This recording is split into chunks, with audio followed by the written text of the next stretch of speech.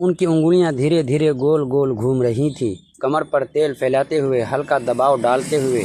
जैसे ही मालिश शुरू हुई, दर्द में थोड़ी राहत महसूस होने लगी, लेकिन साथ ही एक गर्माहट भी फैलने लगी।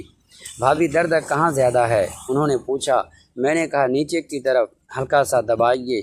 उन्होंने हथेली से कमर को सहलाना शुरू किया, कभी हल्का दबाते, कभी मसलते। तेल गर्म था और उनकी उंगलियां नरम लेकिन मजबूत थी। मैं आंखें बंद करके लेटी थी। दर्द कम हो रहा था, लेकिन उनके हाथों का स्पर्श कुछ और ही कह रहा था।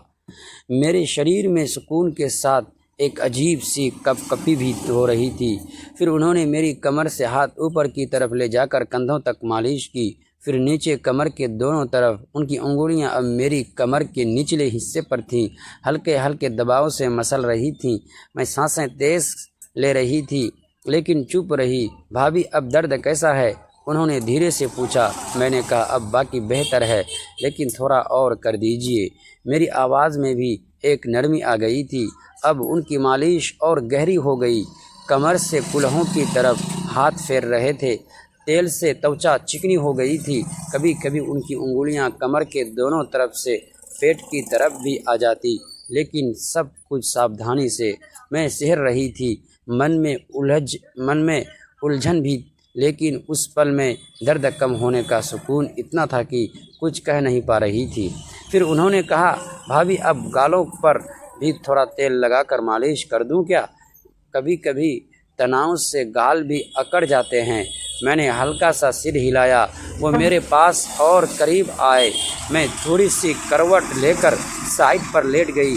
उन्होंने तेल लिया और मेरे गालों पर हल्के से लगाना शुरू किया। उनकी उंगलियां मेरे गालों पर गोल गोल घूम रही थीं। माथे पर भी थोड़ा तेल लगाया और धीरे धीरे मालिश करने लगे।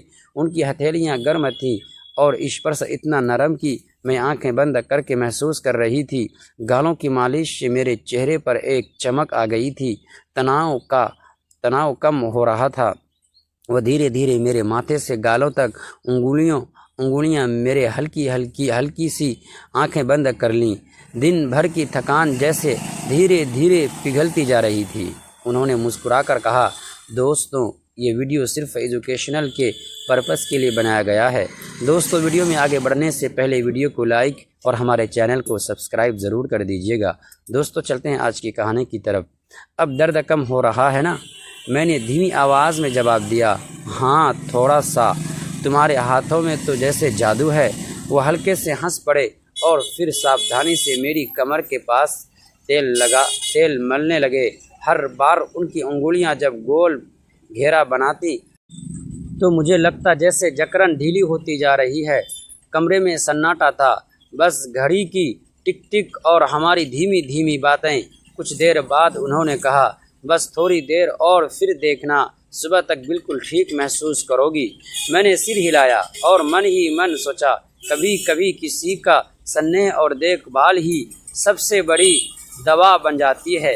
दोस्तों, अगली पार्ट देखने के लिए प्लीज़ चैनल को सब्सक्राइब ज़रूर कीजिएगा।